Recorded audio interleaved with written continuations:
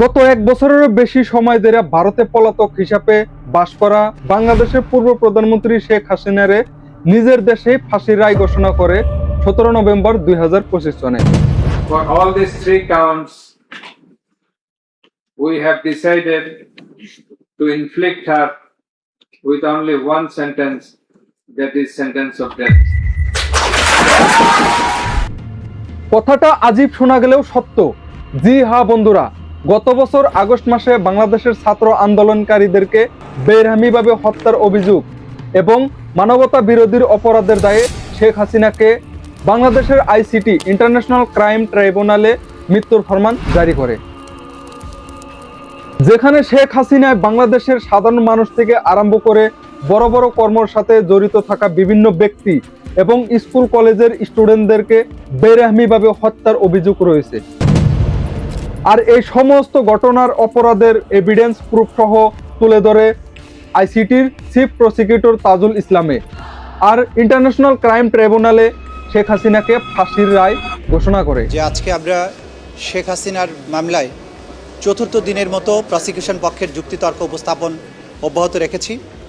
আজকে শেখ হাসিনার মামলায় যে তথ্য, বিশেষ করে যে বিষয়গুলোকে আমরা তুলে ধরার চেষ্টা করেছি, সুপিরিয়র স্ট্যাটাসকে ব্যবহার করে তিনি যে নির্দেশ দিয়েছিলেন মারণাস্ত্র বা লিথাল ওয়েপন ব্যবহার করে, হেলিকপ্টার, ড্রোন ব্যবহার করে আন্দোলনকারীদেরকে হত্যা করতে, সেইটার উপরে আমাদের আর্গুমেন্ট আমরা বিশেষভাবে কনসেন্ট্রেটেড রেখেছি। যে আইসিটি আইন শেখ হাসিনা নিজে প্রস্তুত করেছিল, আর এই আইসিটি আইনে শেখ হাসিনার শাসনকালে বাংলাদেশ ন্যাশনাল পার্টি এবং ইসলামিক জামাতের 6 জন নেতাকে সাজা হিসাবে মৃত্যুদণ্ড দেওয়া হয়েছিল 2013 এবং 2016 মাঝখানে। কিন্তু পরবর্তী সময়ে 2024 সনের জুলাই এবং আগস্ট মাসে শেখ হাসিনার যেখানে সমস্ত কিছু শান্ত এবং কন্ট্রোল করার সুযোগ আসাল, কিন্তু তার বিপরীতে শেখ হাসিনা বিকল্প রাস্তা প্রয়োগ করে আর সব মানুষই এক মূর্তিকে লাঠিচার্জ এবং গুলি করে বেরহমিভাবে নির্যাতন করে মেরে ফেলা হয়।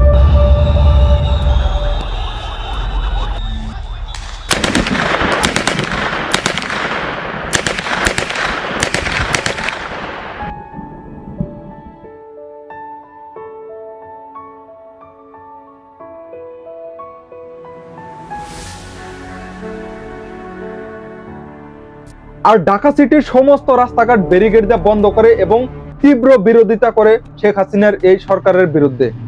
2025 সনের নভেম্বর মাসে বাংলাদেশের ইন্টারন্যাশনাল ক্রাইম ট্রাইব্যুনালের চিফ প্রসিকিউটর তাজুল ইসলামে শেখ হাসিনার 3টা মোবাইল নাম্বার থেকে প্রায় 69টা অডিও ক্লিপ এবং কল রেকর্ডিং জব্দ করে, যেখানে শেখ হাসিনা নিজে এবং অন্যান্য পদে থাকা তার লোকের সাথে এই আন্দোলনকারীদের উপরে কিভাবে হেলিকপ্টার দিয়ে গুলি করে হত্যা করা হবে এবং উপর থেকে কিভাবে এই হেলিকপ্টার দিয়ে বোমা বিতরণ করা হবে। ব্যারিকেড দিয়ে আছে তো, ঠিক আছে, আকাশ থেকে নামবে, সব দুই পাশে ধরবে। আচ্ছা, মেসেজটা দিয়ে দিতে পারেন। আচ্ছা, যে সত্যি সেনা পাঠানো হচ্ছে, হ্যাঁ, আর হেলিকপ্টার দিয়ে সোজা বম্বিং করা হবে। আচ্ছা, ঠিক হ্যাঁ, আছে। হেলিকপ্টার যাচ্ছে উপর দিয়ে মারবে। আচ্ছা, উপর থেকে সাউন্ড বম যাবে আর কি। ঠিক আছে। কনভারসেশনের কণ্ঠগুলো এই ব্যক্তিদেরই কিনা সেটা পরীক্ষা নিরীক্ষার জন্য আবার ফরেনসিক করা হয়েছে। ফরেনসিক রিপোর্টে বলেছে এক্স্যাক্টলি এদেরই কণ্ঠ। আর যার কারণে আজকে সারা বাংলাদেশের মানুষ এবং আইন প্রশাসনে শেখ হাসিনার পিছনে লাইগা আছে। অ্যাকচুয়ালি এইসবই মেন কারণ আসল না, যার জন্য আজকে সমস্ত বাংলাদেশের মানুষ শেখ হাসিনার শাস্তি চায়। শেখ হাসিনার সরকারের পর্দার আড়ালে ছিল এক বিরাট বড় কালা ষড়যন্ত্র, নির্দয় বেরহমি হত্যাকাণ্ডের পাহাড় গড়া এবং সাগর ভরা কাহিনী।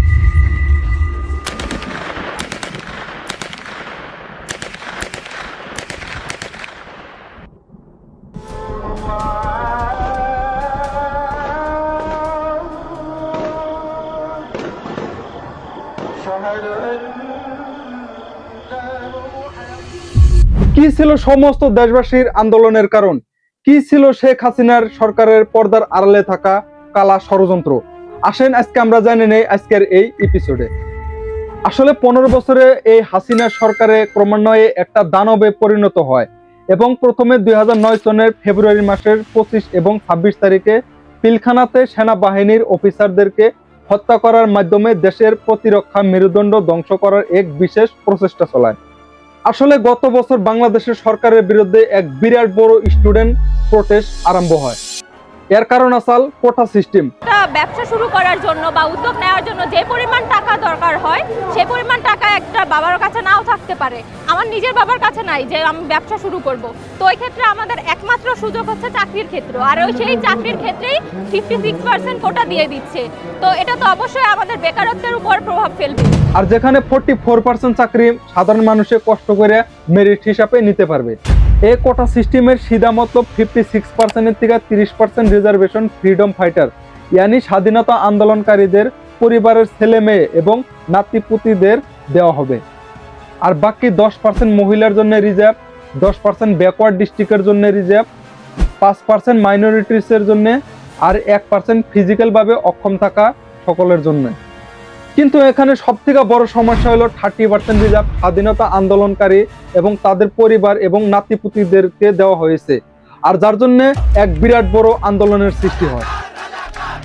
সেই সময়ে শেখ হাসিনা মন্তব্য করে, এই রিজার্ভ কি স্বাধীনতা আন্দোলনকারীদেরকে দিব নাকি রাজাকারকে দিব? মুক্তিযোদ্ধাদের নাতিপুতিরাও পাবে না, তাহলে কি রাজাকারের নাতিপুতিরা পাবে? রাজাকার মানে আমাদের ইন্ডিয়ার ভাষায় বলে গাদ্দার, ইয়ানি দেশদ্রোহী। কিন্তু সেই টাইমে শেখ হাসিনা একটা বহুত বড় ভুল করে ফেলায়, সমস্ত বাংলাদেশের স্টুডেন্টকে দেশদ্রোহী বলে ফেলায়, যার জন্য এক বিরাট বড় আন্দোলনের সৃষ্টি হয়। তৎকালীন প্রধানমন্ত্রী শেখ হাসিনা এবং তার নিরাপত্তা উপদেষ্টা তারিক সিদ্দিকীর সরাসরি নির্দেশে major general Ziaul Ahsan RAB ইয়ানি র্যাপিড অ্যাকশন ব্যাটালিয়নের দ্বারা বিভিন্ন ব্যক্তিকে গুম অথবা অপহরণ করে নিয়ে যাওয়া হতো আয়নাগড় নামক এক বিশেষ গোপন নির্গম জায়গায়, যেখান থেকে এইসব মানুষকে খুন করা হতো। আর তার খুন করার পদ্ধতি ছিল একদম অন্যরকম। এই গুম হওয়া জায়গা থেকে মাথায় কালা টুপি পিন্দাইয়া মাইক্রোবাসে করে নিয়ে যাওয়া হতো কাশপুর ব্রিজে, আর গুলি করে ব্রিজ থেকে ফেলে দেওয়া হতো বুড়িগঙ্গা অথবা শীতলক্ষা নদীতে। মেজর জেনারেল তারিক সিদ্দিকের নির্দেশে সিরিয়াস কিলার জিয়াউল আহসান এবং তার টিম র্যাব এনএসআই জড়িত হয়ে কয়েকটা জায়গায় এই হত্যাকাণ্ডের অভিযান চালায়। তার মধ্যে কয়েকটা জায়গা হলো 2024 সনের নারায়ণগঞ্জের 7 জন মার্ডার, কাউন্সিল নজরুল ইসলাম আর অন্যান্য 6 জন। 2016 সনের ব্রিগেডিয়ার জেনারেল আব্দুল্লাহিল আমান আজমির গুম অথবা অপহরণ করে হত্যা করা হয়। 2010 সনে মিরাপুর জাহাজ বিল্ডিং এর হত্যাকাণ্ড, যেখানে 9 জন যুবককে হত্যা করা হয়।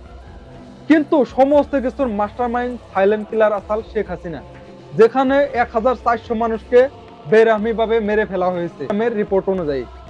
কিন্তু বাংলাদেশের মানুষের মতে এই মৃত্যু হওয়া মানুষের সংখ্যা আরো বেশি।